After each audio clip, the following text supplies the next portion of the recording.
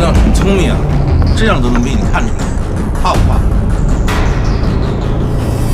怕的话乖一点。没人接，一定出事儿了。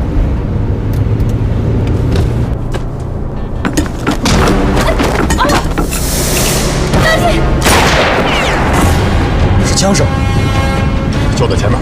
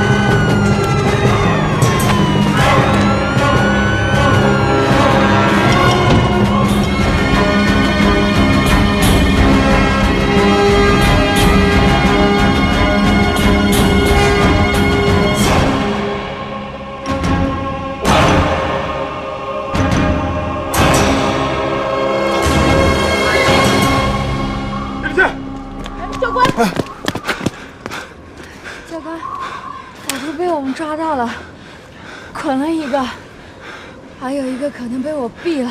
你伤哪儿了？倩倩手上中了一枪。我看看。啊！倩倩！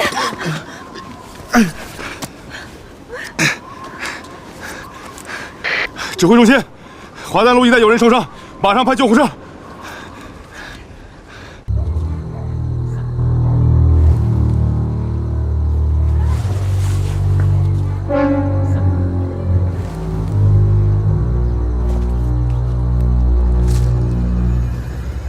盯了一天了，眼睛都盯酸了吧？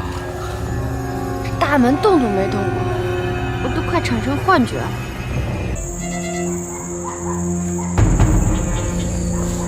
换你。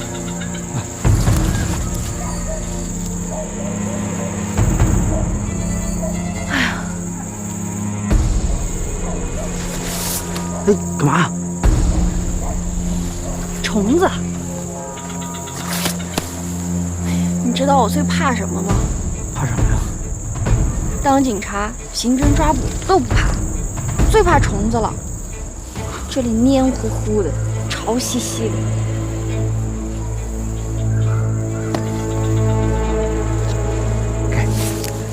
巧克力，太棒了，70%的可可。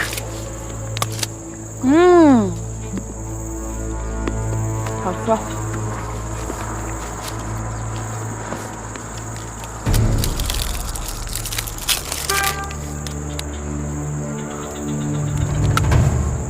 光你吃，你给我点儿啊！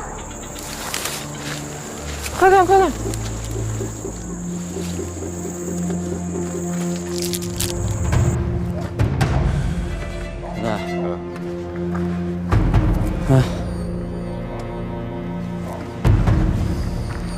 连续3天了，白天一直关着门，晚上一直开着灯，也不知道这里究竟藏着什么秘密。这样，带点东西，咱到处转转。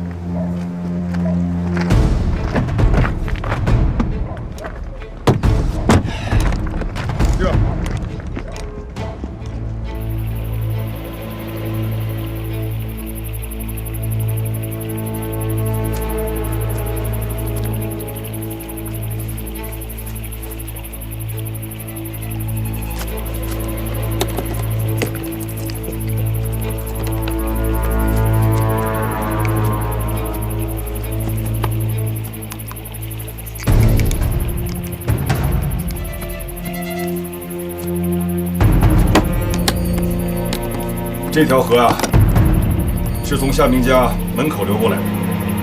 夏明家以上的区域水质是正常的，但是这个地方的水明显变质，肯定有问题。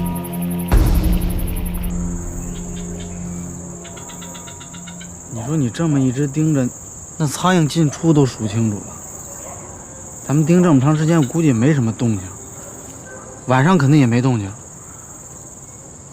我估计就不是什么生产毒品的地方吧？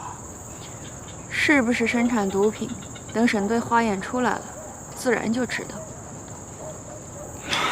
你省队也真是的，你说你搜查搜查不就完了吗？你一搜查，不就知道里边是不是生产毒品的了？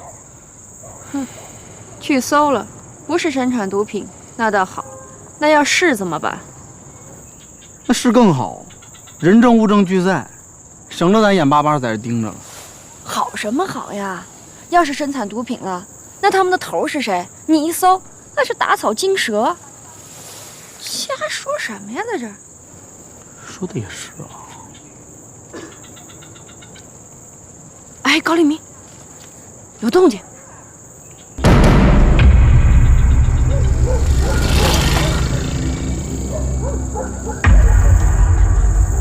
还有货哎！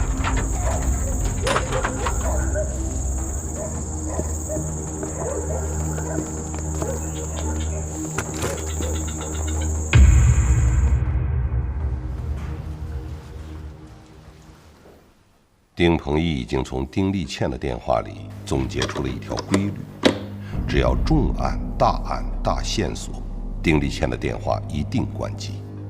眼下，丁立倩的电话已经关机3天了，这意味着什么？是重案组发现了重大线索，那么这些线索会威胁到集团的安全吗？不知什么时候开始，丁鹏毅已经让丁立倩负载起了这样一种极度违背他本意的功能。沈队，哟，回来了啊！来过来，查的怎么样？夏明的账户2个月前有过一笔10万块钱的不明汇款，汇款的地点就是在南疆。谁汇的？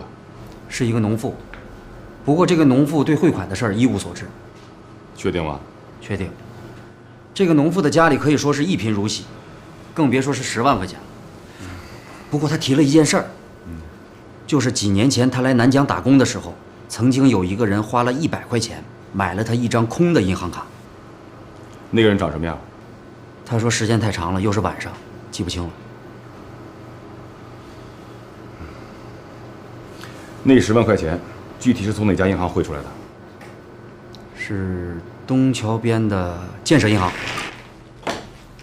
省队结果出来了，身份中还有大量变动，而且强弱批次不一样，说明他已经存在一段时间。老鬼。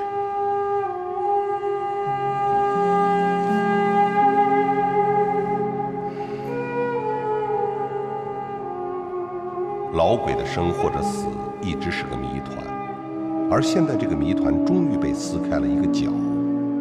为什么提哥死后长久的一段时间里，南疆市毒品彻底消失隐匿？为什么这段时间南疆市所有县人都查不到禁毒渠道，而新型毒品冰壶却悄然现身？这之间只有一个可能：提哥根本不是老鬼。老鬼根本没有死，他利用T哥隐藏了自己，并蛰伏了起来。而现在，他耐不住寂寞了。而现在，他重新出现了。刹那之间，沈飞扬的心中泛起一阵熟悉的撕裂般的痛楚。这种痛楚伴随着关于蓝蓝的记忆，原来一直是新鲜如新，原来一直是惨烈如新。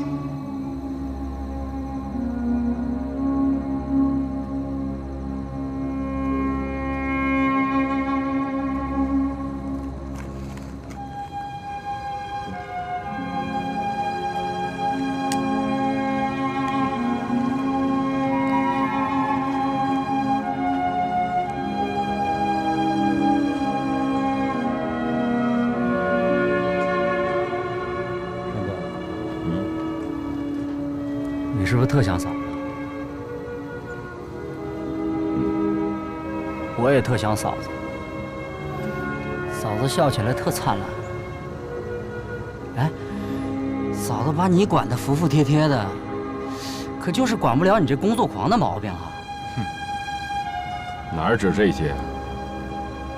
我这不爱洗澡、抽烟、盘腿儿，这些毛病哪个搬过来了？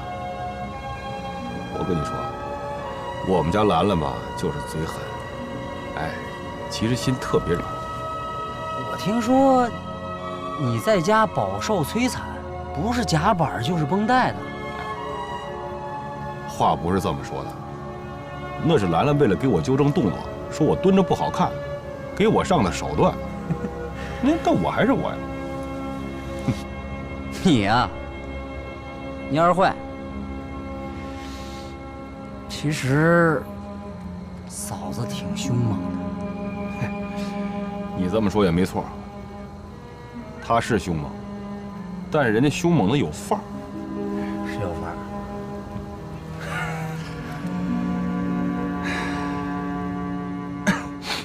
行了，不聊了，加班去。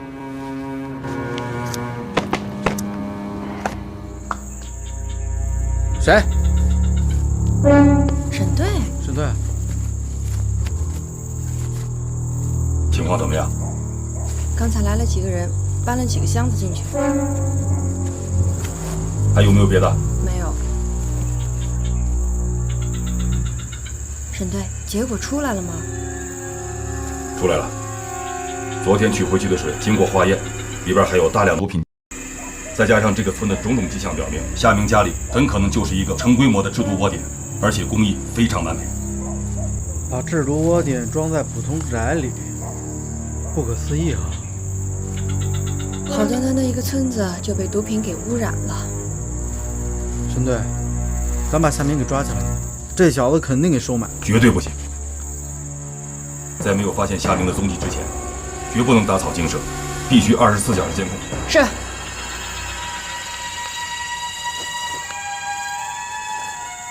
这样，咱们先收队，回去商量一下。老六，通知丁力。丁力，带人过来换班。这。好。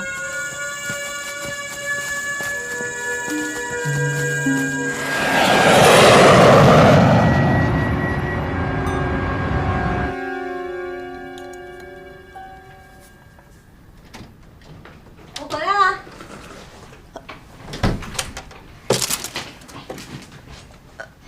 我好像走了。干嘛呢？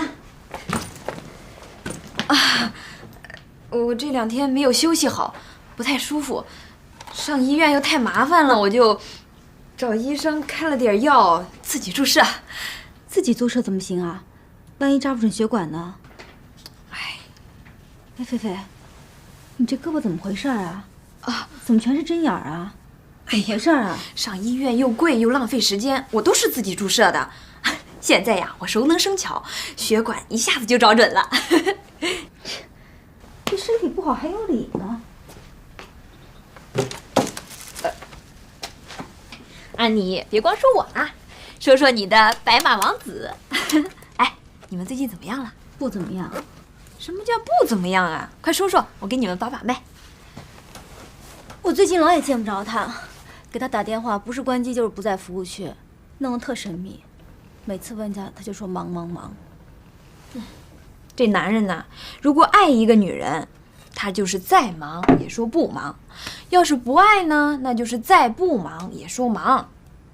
而且这个刘东挺帅的，安妮，我总觉得你们的感情有点危险。那要真那样该怎么办呀？现在时代变了，好男人呢特别抢手，所以你要像捍卫自己的生命一样捍卫爱情。那我该怎么办？怎么捍卫？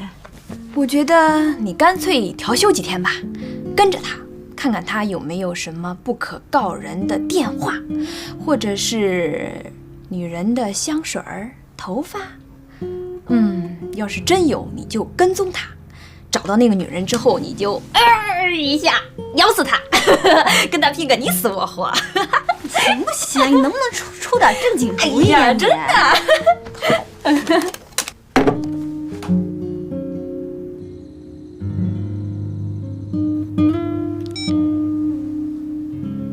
对不起，您拨打的用户暂时无人接听。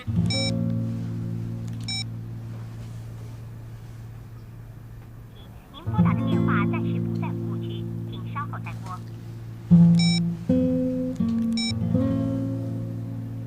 对不起，您拨打的用户暂时无人接听，请稍后再拨。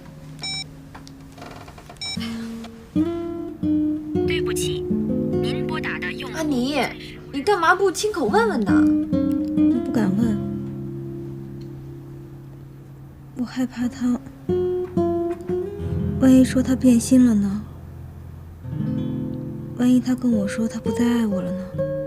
那就算是这样，也比你天天闷着瞎琢磨强吧。我从小就没有父母，也没有兄弟姐妹。他对我来说不仅仅是我的爱人，是我的全部。如果这世上有一个人比我自己还重要，那就是他。我愿意心甘情愿地为他做任何事情。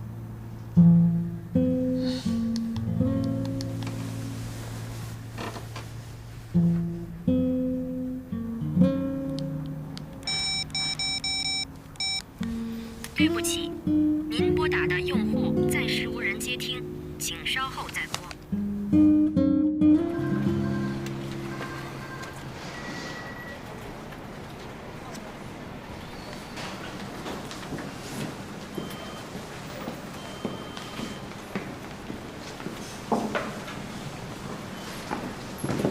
沈队，丁力来电话了，发恶臭的那片山林的承包人找到了。谁呀？刘东，丁氏集团的青年才俊，刚回国没多久。丁氏集团？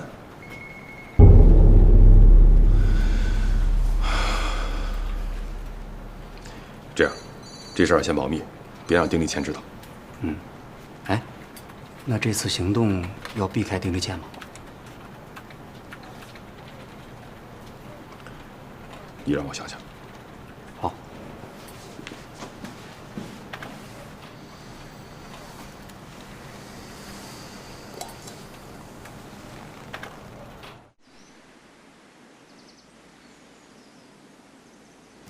最近这右眼皮子老跳，不是什么好兆头吧？董事长，您是累了。可能吧。刘东那边情况怎么样？再过2天，这批货就可以完工了。到时候我会转移处理存的。安全吗？安全，绝对安全。我都是按照您的要求采取了措施。即便是警察查到了内存，也不会查到我这儿。原料的输出和成品的输出都有严格的分工，都是单线联系的。结了这一段，不会通往下一段。那个夏明的人呢？夏明，是我让手下用钱去买通的。买通这样一个游手好闲的人，非常便宜，也非常容易。很便宜、很容易的人，通常有2个贪字：一是贪财如命，二是贪生怕死。要是出事儿，第一个出卖你的可能就是他。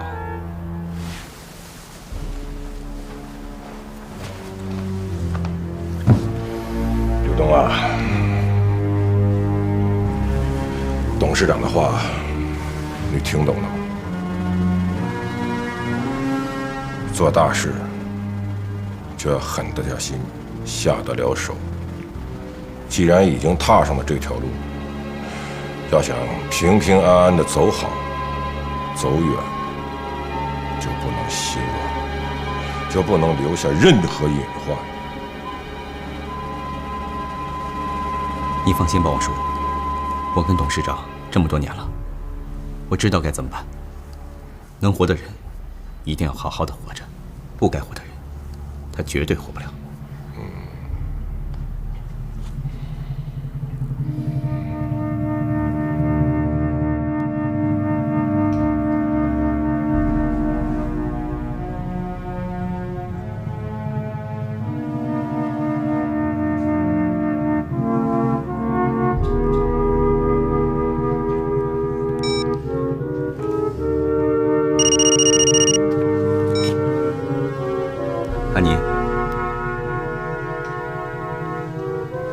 安妮，你电话终于通了，我都快急死了。我调休1周，这都过了2天了。我这才跟你联系上。安妮，你没上班啊？我调休了，我发短信通知过你了。哎呀，我忘了。最近我老也见不着你。我公司太忙。安妮，要不这样，我一会儿把电话给你打过去，我这边还有点事儿。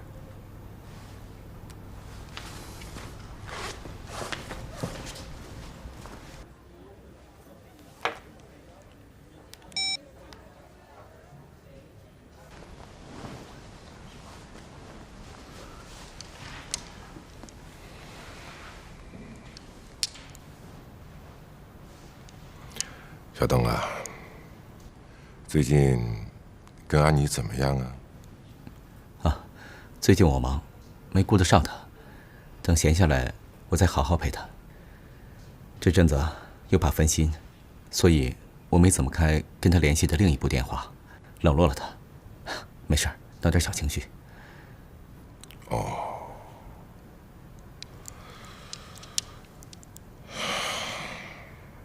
女人呐，小东，安妮的事儿，你必须要处理好。干我们这一行的，后院可千万不能起火呀！这我知道。有时候我担心不能给她幸福。如果这头的事儿能顺风顺水，我和安妮也能顺风顺水的过上幸福生活。可万一有什么闪失，我怕安妮她。我们这头会顺风顺水，而且必须顺风顺水，否则都得沉。王叔，你放心吧，我会用心做的。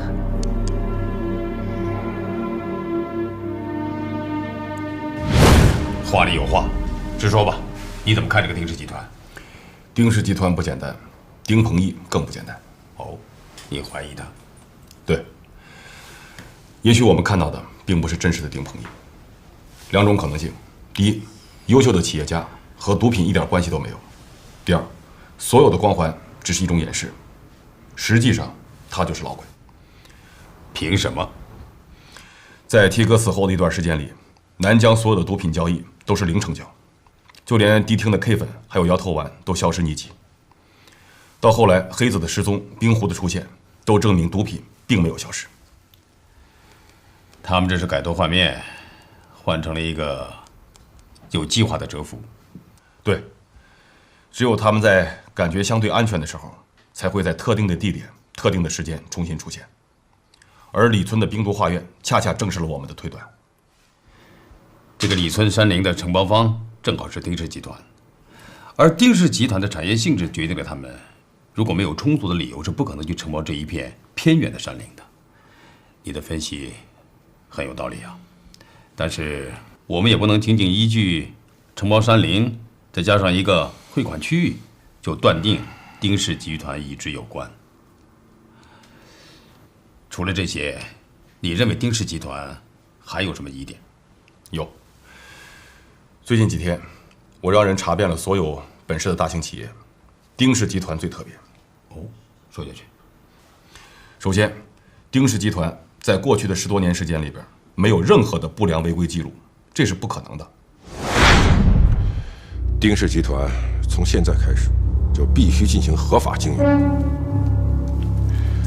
一，丁氏集团不能有任何的违法违规的记录，不能有任何的虚假账务，不走任何不正当的关系或竞争。一句话，就是不能让警察抓住任何的漏洞来查我们。丁氏集团哪怕亏损都要坚持住这一点。你们记住，只要坚持住这一点，丁氏集团就是我们一个完美的保护伞。我们不是靠它来赚钱，而是依托它来保护我们真正的事业，我们的白色王国。其次，丁氏集团的所有员工都有特别强的向心力，几乎就是铁板一块，这是所有企业都不具备的。那就说明丁氏集团在这个方面是下了血本。既然下了血本，那就得图点什么。对。我们的员工待遇要高于同级企业的员工，给所有的人全部上3险1金，上最好的福利。新员工要严格审核其家庭成员，不能有警方的家属，不能给集团带来任何可能的风险。员工只要一进入丁氏集团，就是丁氏集团的人，不管是人还是心，你们都要给我笼络住，确保内部无泄露之忧。还有一点，丁氏集团旗下的工厂所在地曾经是南江市毒品最泛滥的地区之一，但是经过我们的调查，丁氏集团所有的员工没有一个跟毒品有染。3，这也是一条死命令。丁氏集团从上到下所有的人，绝对不许染毒。一旦染毒，不论是谁，立即清除出集团。集团不会为了某一个人而影响大局。你们都听明白了吗？董事长，您还有什么补充的吗？干我们这行的，走好了是天堂，走不好了就是地狱。丁氏集团是我们5个人的，我们在同一条船，希望大家能够同舟共济。就这些？还不止。丁氏集团一直很低调，虽然他们实现了利税大户，但是对于媒体的采访能推则推，尤其是丁鹏毅从来不上报纸。这跟很多企业动辄就大肆宣传以拓展知名度的做法恰好相反。我认为他是在有意的回避什么。如果把这几条拆开了，哪一条都不会让别人觉得有什么不对，但恰恰是这样，更证明这中间有问题。是这样，看起来我以前的判断错了。你的想法是有道理的，老鬼并没有死。不过，目前这都是一些主观判断，并不能代表什么。下一步你想怎么办？老鬼这条线，我们追了好几年，这条巨鲸不好钓啊，但是值得我们期待。我建议你再花一些时间，把问题搞清楚，正是你的想法。另外，丁氏集团是本市的纳税大户，所以你要注意在面上，不要给上头抓到任何把柄。哎，杨子，你对丁立倩准备怎么处理啊？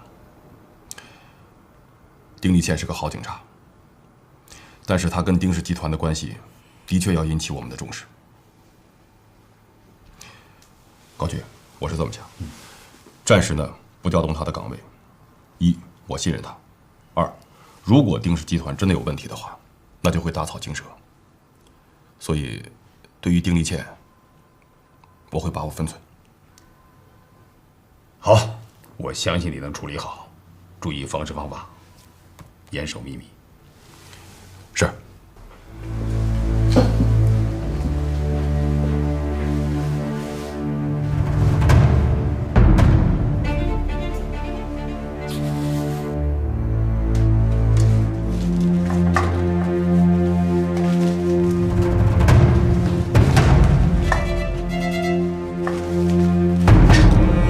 后天12点之前收工，以后不要再来了啊！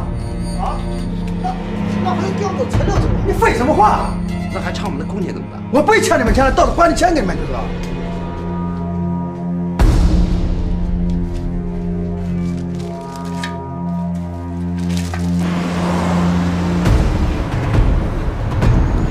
夏明，事儿办得怎么样了？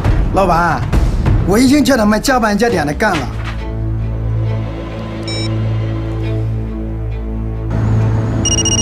你等一会儿。安妮，我现在有事儿，我晚些给你打过去啊。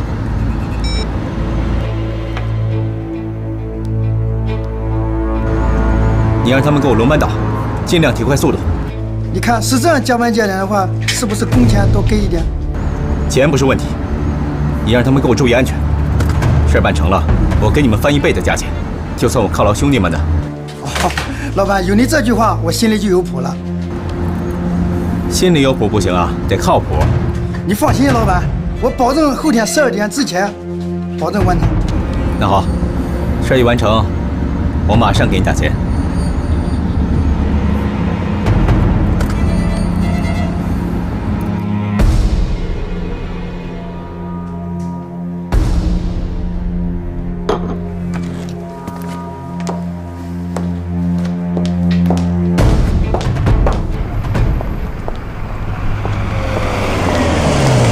安妮，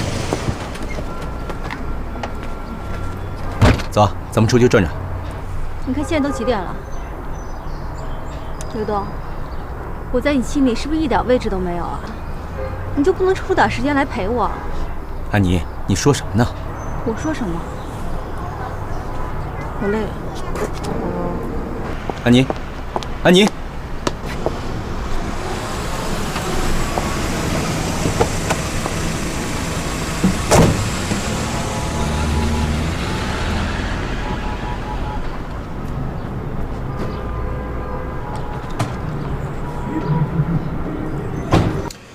通过目前所掌握的证据，足以证明夏明家就是制造冰毒的窝点。丁立宪，把你们这2天监视的情况说一下。好。夏明家前2天白天大门紧闭，一到晚上所有的灯就都亮着，一直到凌晨，没有任何的动静。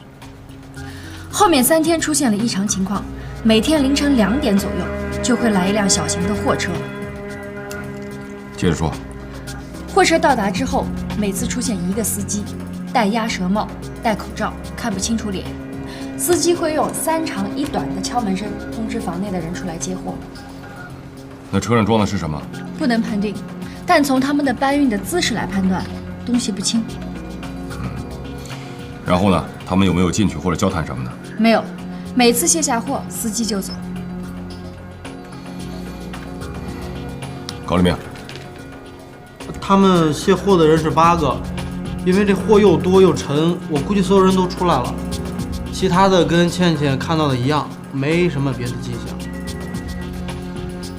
哼，象。我跟沈队早上去的时候，你哈喇子流了一地，你能发现什么呀？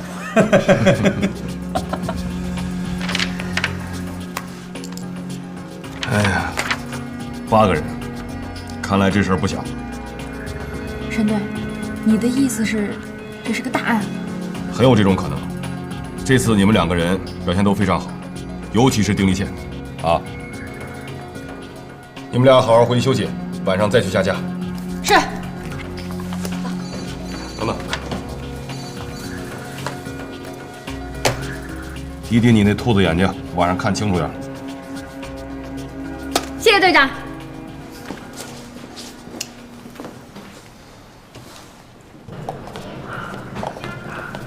安妮，今天我替菲菲的班，给你同航班。菲菲呢？生病了？啊？你不知道？怎么了？菲菲昨天晚上吸毒，给警察给抓了，而且还有2年的吸毒史。我也是早上主任叫我替班的时候才跟我讲的。菲菲吸毒？她不像吸毒的人啊！我天天跟她在一块儿，我怎么没发现呢？哎呀，安妮，你还是离她远点吧。沾上毒品是多么可怕的事情啊！哎呀，算了，不讲了，该登机了，先走了。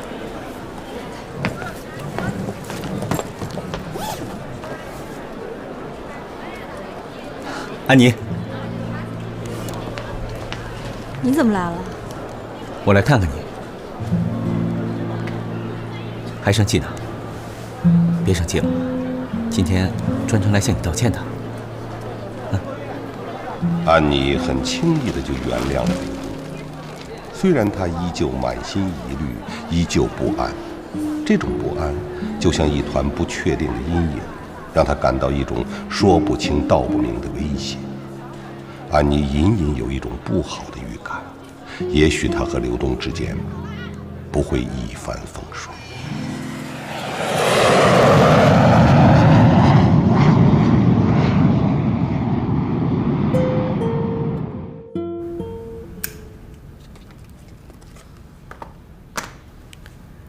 事情安排的怎么样了？放心吧，刘总，人我已经处理掉了。老李啊，别怪我没有提醒你，误了事，大老板可不是吃素的。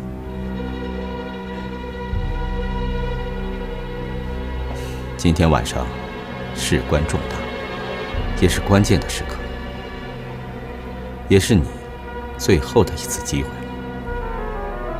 我明白，我明白，刘总。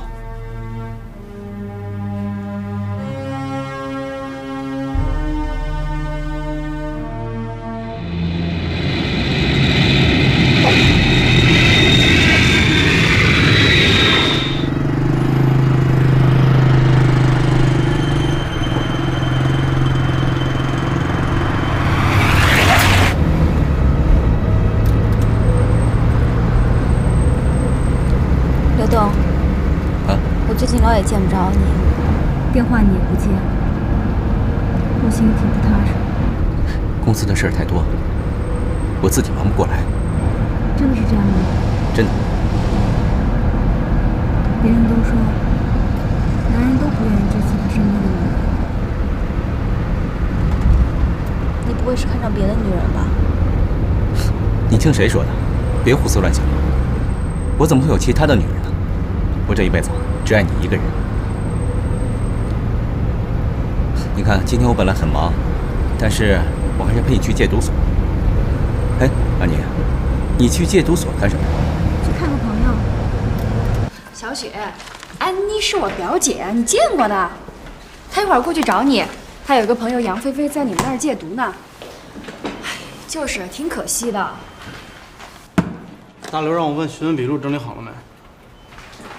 小雪，那我不跟你多聊了，下次安妮过来我也来看你啊！我最近太忙了，我挂了，拜拜。搞定了。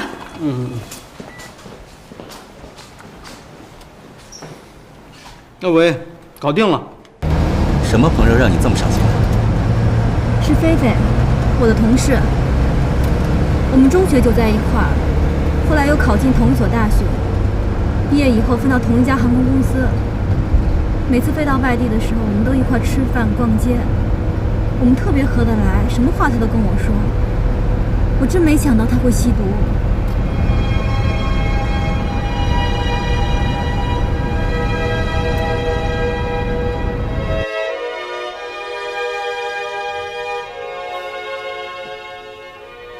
这么说，刘东是跟安妮去戒毒所了？是。安妮这孩子太善良，太单纯了，这一点，他跟君生很像，很像。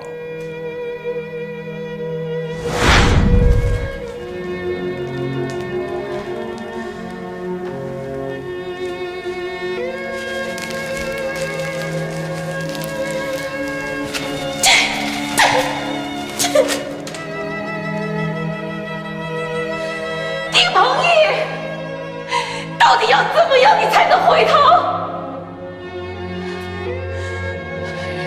是不是要我死了才能够让你清醒？要是真这样，那我死给你看！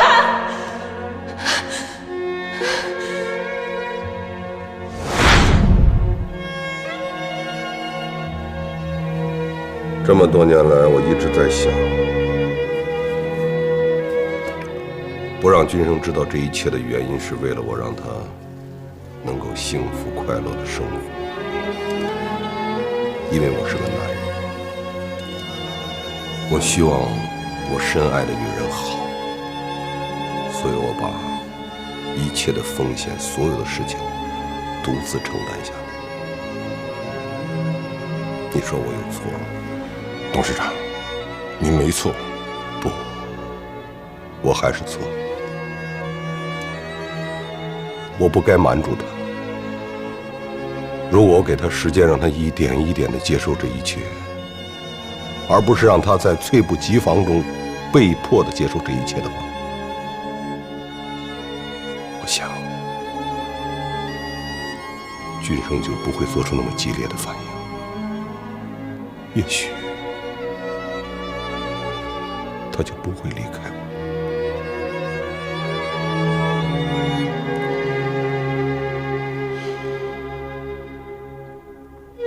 也许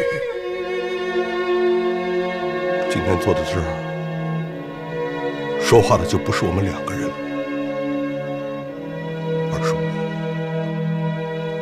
君生，还有你。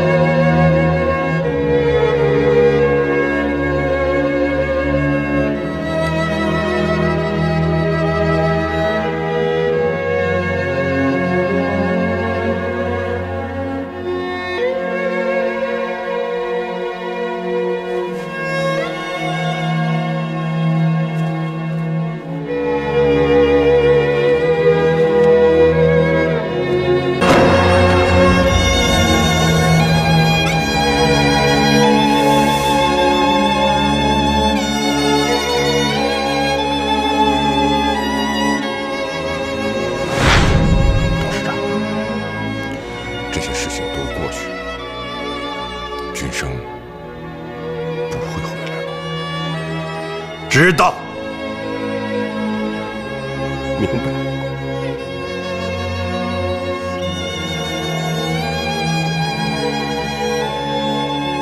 可不能看着君生的悲剧重演啊！你说的是安妮？是的，是安妮。她跟玲珑在一起，迟早会发现这一切的。安妮必须下水。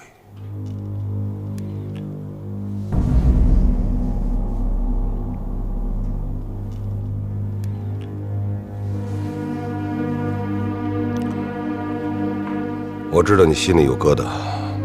安妮的父亲把安妮托付给我们，要的不是这个结果。我知道。他跟小倩情同手足，又是我一手把他拉扯大的。但是王叔，你别忘了，不管是安妮还是刘东，他们只有捆绑在一起，走同一条路，对双方才会更安全，对集团也才会更安全，对吗？董事长，这事儿你就放心吧。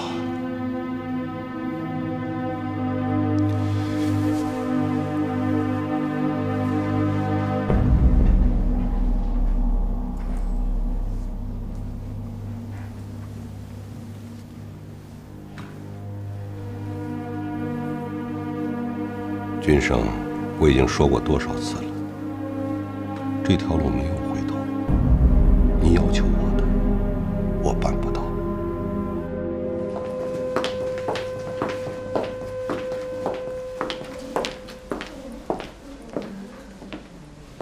菲菲，安妮，你怎么来了？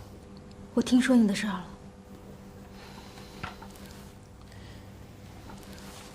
这是刘东。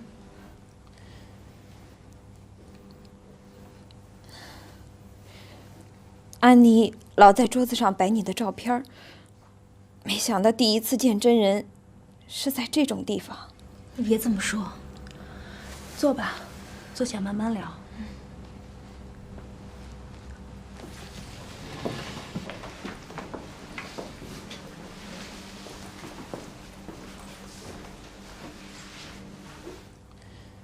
菲菲，怎么会弄成这样啊？安妮，想不到你是第一个来看我的人。我是你的朋友，是你最好的朋友。出这么大事，我能不来看你吗？你知道吗？我进来之后，我男朋友连影子都找不着，还有我爸妈，他们也不来看我，他们肯定是来嫌弃我了，肯定觉得我给他们丢人。别这么想，事情太突然了，他们肯定一时半会儿接受不了，过段时间会来看你的。菲菲，一定要想办法把毒品戒掉。安妮，你知道吗？我真的很后悔，我为什么不早点把毒品戒掉？弄得我现在人不人鬼不鬼的，我怎么这么不争气？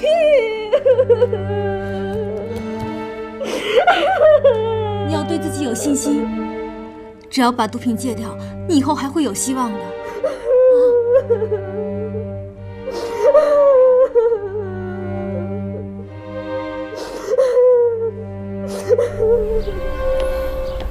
我会照顾好菲菲的，让她争取早日脱瘾。她能戒掉吗？戒毒本来就是一件很难的事，需要像你们这样的朋友、家人、社会的共同关心和帮助。我真是恨死那些毒品了，看见菲菲那个样子，真是觉得挺可惜的。是啊，一旦吸上毒品，他们就要终身在吸毒和戒毒当中挣扎，一辈子就算是。小雪，我希望能为他们做些什么。真的，你真的想帮助他们？我能做什么？算了吧，安妮，你能干什么？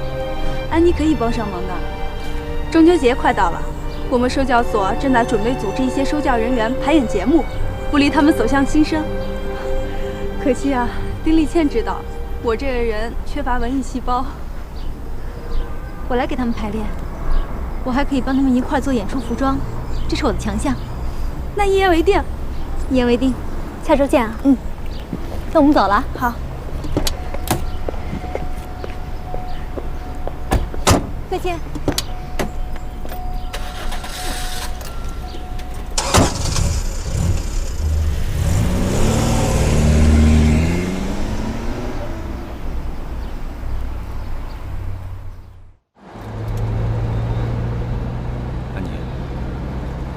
我希望你以后不要来这种地方。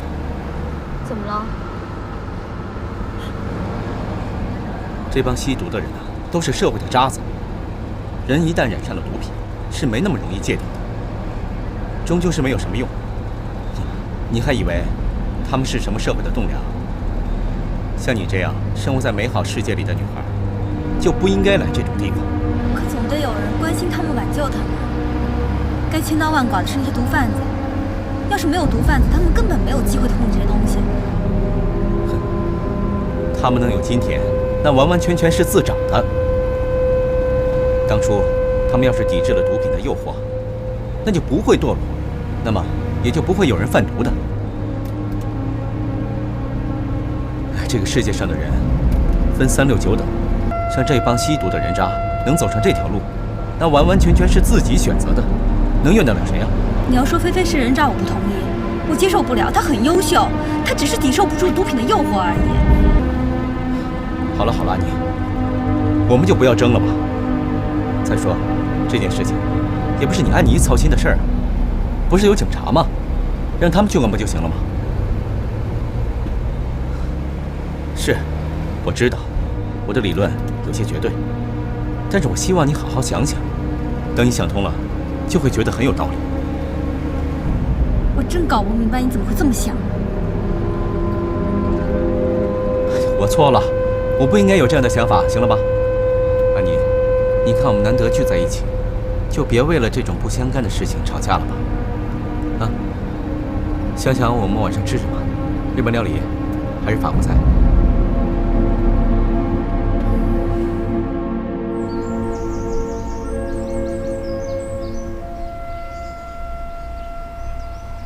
我听说你陪安妮去了戒毒所。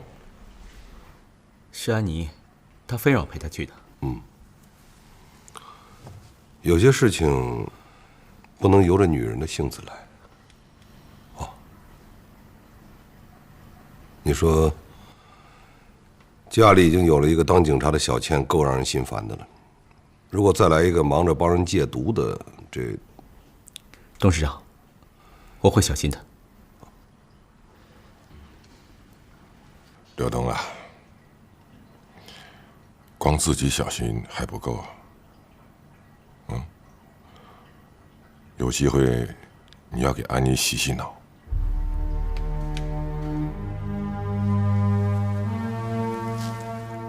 必要的时候，也让安妮试试脚。只有这样，你、我、大家才能安全。干我们这行最怕的是有人反水，那么最安全的是大家都在水里。你说是不是？李村的事情处理的怎么样？我都安排好了，就算他们找到了夏明，死人是开不了口的。我现在就是担心仓库的原料出什么问题。雷子端了李村的点儿，顺藤摸瓜找到仓库，那是早晚的事儿。我让老李赶快去处理一下。这丁氏集团这几天是碰上丧门星了，竟是些鸡飞蛋打的烦心事。看来这个沈飞扬是跟我们较上劲了。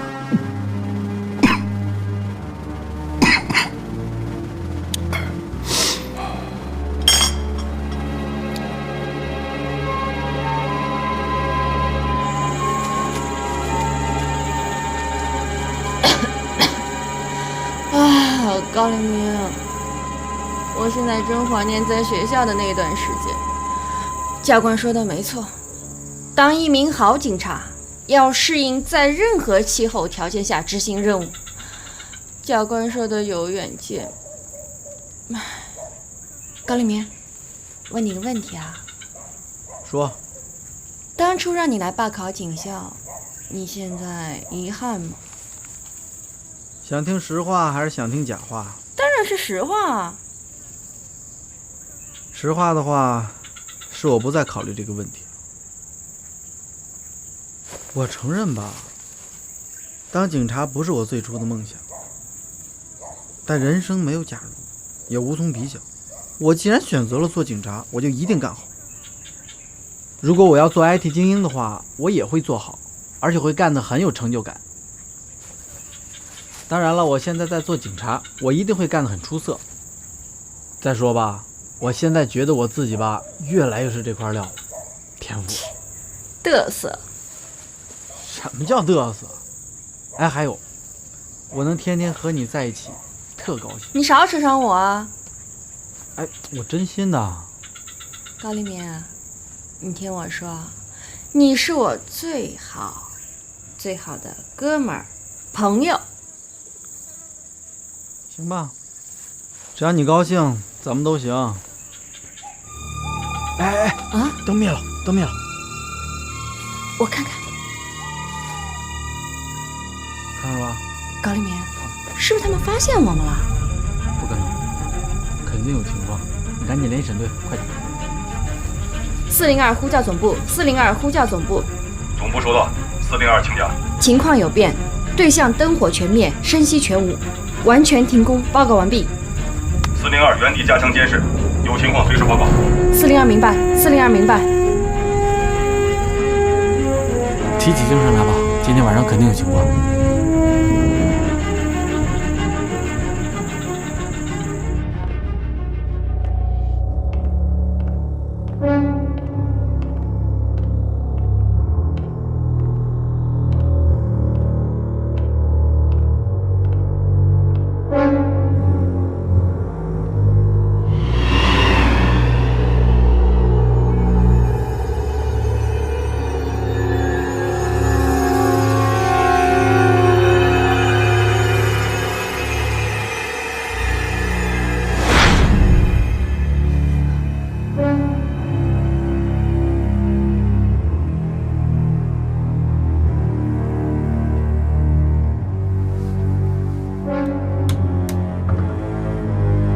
安妮最近总做一个奇怪的梦，梦见刘东消失了，离开了自己。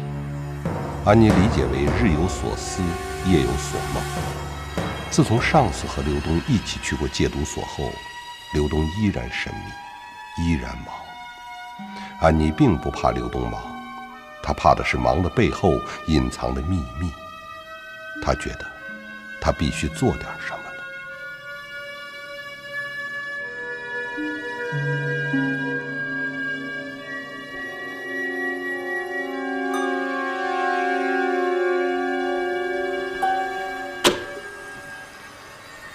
小钱庄还没有开机，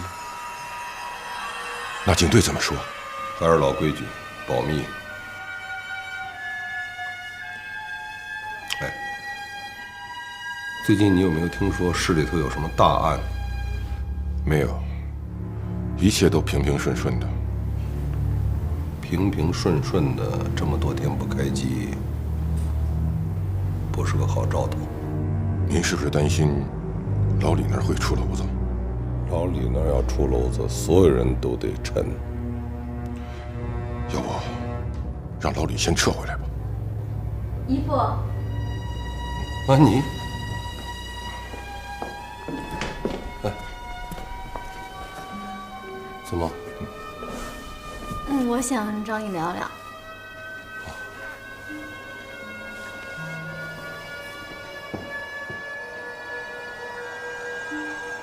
就这些啊？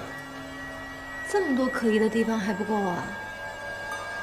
我知道男人应该以事业为重，可我们航空公司那么多男人，也没一个像他那么忙的呀。再说了，白天忙，那晚上也该休息吧？他晚上比白天还忙，这也太说不过去了。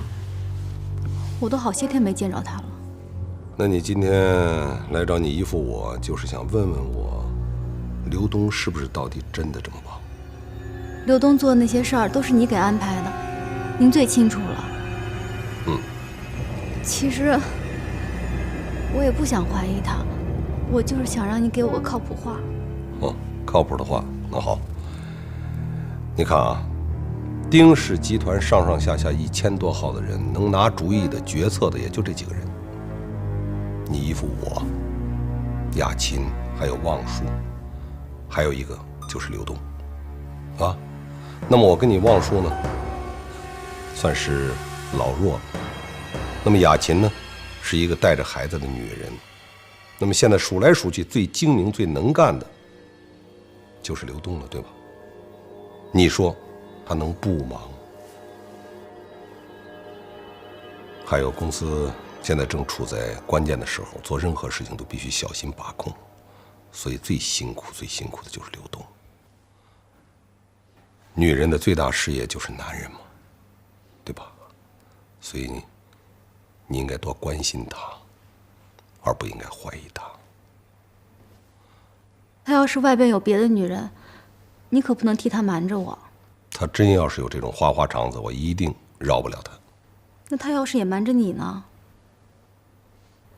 其实我也不想这么怀疑他，我就是最近老做噩梦，梦见他不见了。一醒过来我就心慌，心里不踏实。安妮啊，这样吧，你信你姨父吗？我信啊，我不信您，我还能信谁呀？那好，既然信我，那我劝你回去。不要多想，该工作工作，该睡觉睡觉。等忙完了这阵子，我给刘东放个长假。把这阵子因为忙而疏忽了你的时间翻倍的补回来，好不好？真的？当然真的了，但是前提是这阵子你必须多体谅刘东，让他专心工作，事情早完成早休假嘛。是姨父，帅不帅？跟小倩学的。帅，帅极了。那我走了啊。好。啊，对了，以后你别再说你自己老弱了，我不爱听。在我心目中，您就是我的父亲。越老越帅，越老越拉风，像尼古拉斯凯奇一样。再见。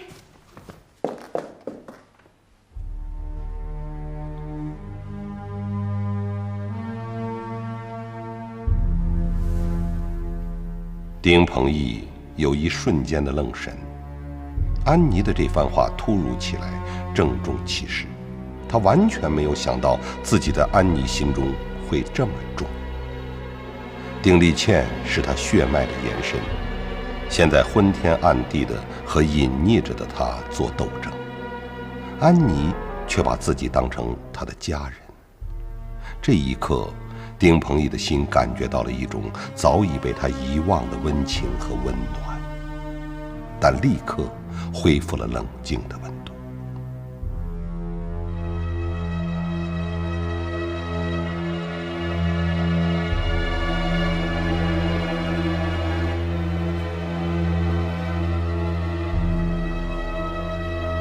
董事长，老李和李村的那批货到底怎么办？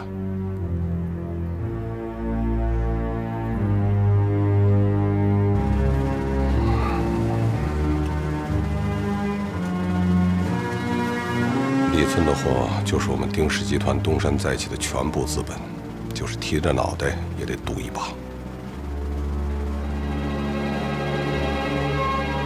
现在小倩这边还只是怀疑，您要是实在不放心的话，李村取货的事儿可以推一推，看看动静。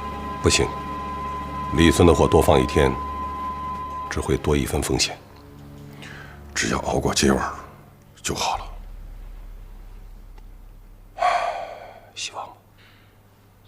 希望能顺顺当当的。你要盯着安妮啊！你要做的不是提醒刘东注意，而是要提醒刘东尽早的让安妮下水。安妮不下水，就是摆在刘东身边的雷呀。安妮下了水，那就是刘东的臂膀。是。可这事儿我问过刘东，刘东怎么说？他不说同意，也不说不同意，只说等机会看看再说。那还是不同意啊？刘东跟安妮青梅竹马，当然不愿意了。就像当时金生在的时候，我也不愿意他下水。结果我明白，这事儿我会随着刘东办的。哦，对了，尼古拉斯·凯奇是谁啊？尼古拉斯·凯奇，尼古拉斯·凯奇。哎，对了，那是不是那什么开西餐厅的老板呢？就跟肯德基创建的老头似的。安妮说，他越老越帅。哦，那安妮一定是说董事长越老越帅。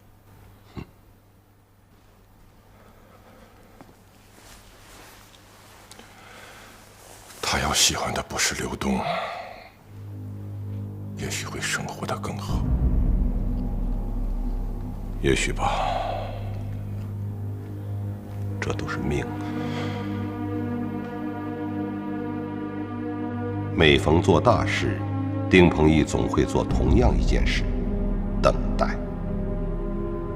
在这个关系着丁氏集团盛与衰的时刻，他和望舒一起等待着，等待着李村那批货的消息，等待一场悲或者喜、前途叵测的结局。这贯穿他人生的一次又一次的赌，为他从 T 哥手里赢得了丁氏集团，却输了君生；赢得了望舒、雅琴等一批忠诚的合作者，却输了老安。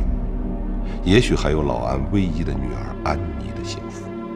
这个刚刚没多久之前郑重其事地告诉他，早把他当成自己的父母，跟小倩一样清澈认真的女孩，这一晚同样在等待的，绝不仅仅是他丁鹏毅。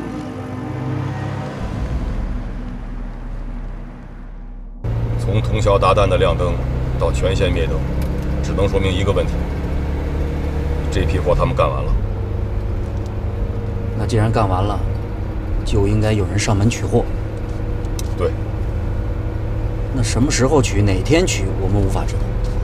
我们就这么赶过去，未必能人赃俱获，反而容易打草惊蛇。你想想，他们通宵达旦的赶工，就说明对方催得紧，要得急。所以今天晚上，他们一定会取货。队长，老鬼一向狡猾，还有一种可能性，是不是丁立倩和高黎明被发现了？灭灯也是一种试探。我相信他们俩。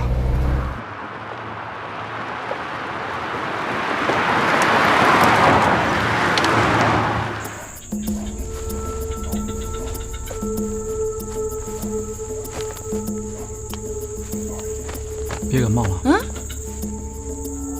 高黎明，你说现在是抓捕罪犯重要，还是感冒重要？都重要啊。作为你的哥们儿啊，我现在跟你提几点意见，你考虑问题总不能从全局出发，老是些鸡毛蒜皮的小事儿。行了，你穿上吧，别感冒了。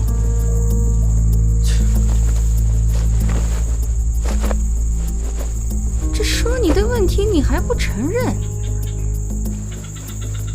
你知道我们省队那大刘丁力为什么那么服他吗？因为他是队长呗。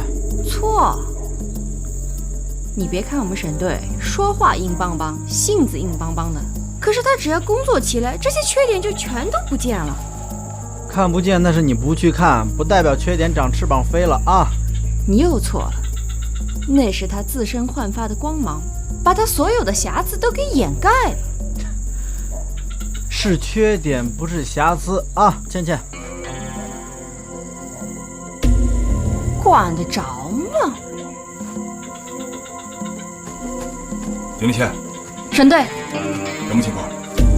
从晚上6点到现在没有任何动静，一盏灯都没亮过，非常反常。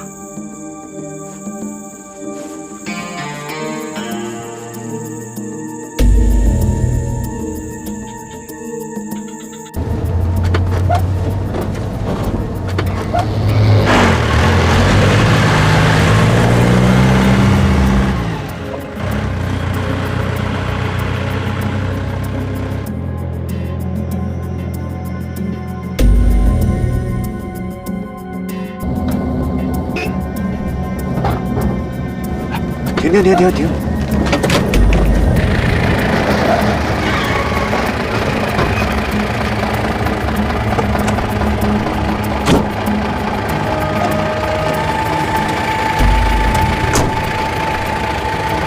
高老板，咋看啥了？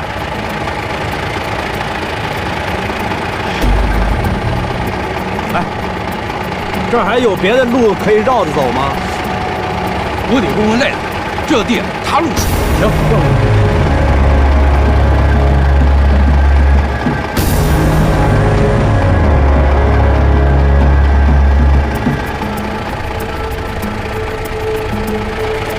还有一条路可走，得从里村绕过去，但是呢，得多走了3公里，而且呢，路还不好走。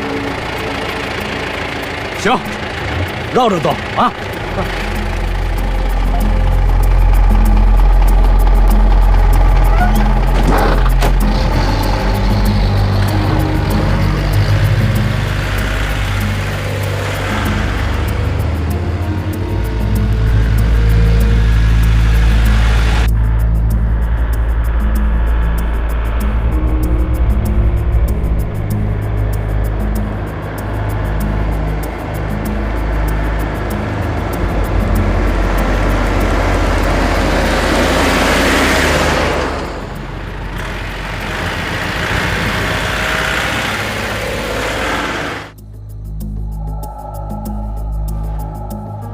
他们是不是发现我们了？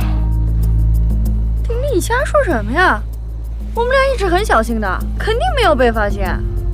不是不相信你们，但这老鬼太狡猾了。我们盯了他们这么久，不是也没抓到吗？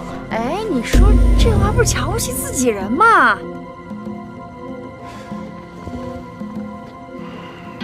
林倩，你过来。现在除了这条路以外，还有什么路可以到夏明家？还有一条路，不过得绕一个大圈，特别难走。他们们肯定不会走那条路。你为什么不早说？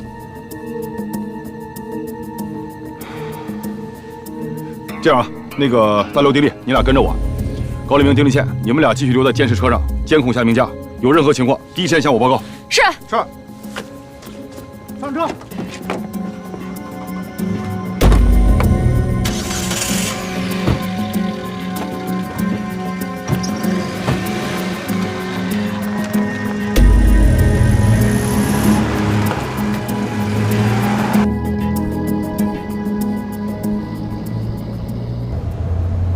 老板，是做大生意的吧？哎，卖点药材，什么大生意啊？老板这么说，就不把我当哥们了。你别看我是个开车的，可是我见的事多，对你们这一行我懂。你放心，我不会多嘴的。你懂什么呀？如果我没猜错的话，老板八成是走了一些私货吧？是烧了点私货，挣点小钱。这我就挺纳闷了，在这鸟都不生蛋的山旮旯里，能有警察来？你们也太小心了点吧？不会是贩毒吧？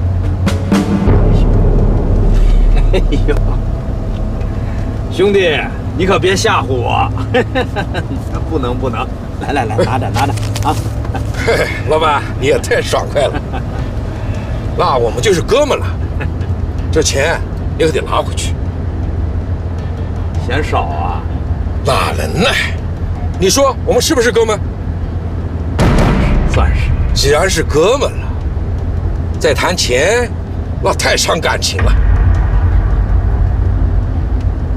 行，那你说个明白话吧。你想要多少？这话我不太好意思说。这样的。你看，我们是跑运输的，累，一年也挣不了几个钱，那不是有财大家发吗？要么把你的那些货，你胃口也太大点了。老板，你看怎么样？要是我不同意呢？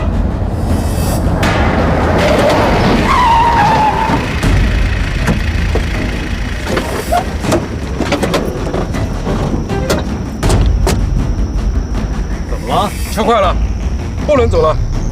车坏了，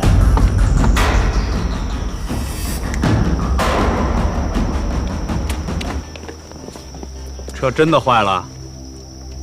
不是不走了，是不能走了。你知道这是哪里吗？这是云溪村，我是这地的女婿，我只要一喊，这里的人马上把你们领走。到底能不能走？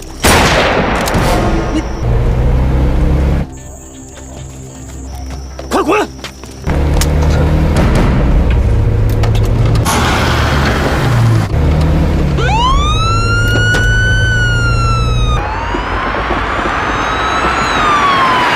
谁让你动枪的？对不起，大哥，对不起。你给我捅娄子了，你知道吧？高立明，出事儿了，我们要去增援省队。不行，省队说过，无论发生什么事情，咱们得严厉监控夏明家。拿着。哎，站住！哎！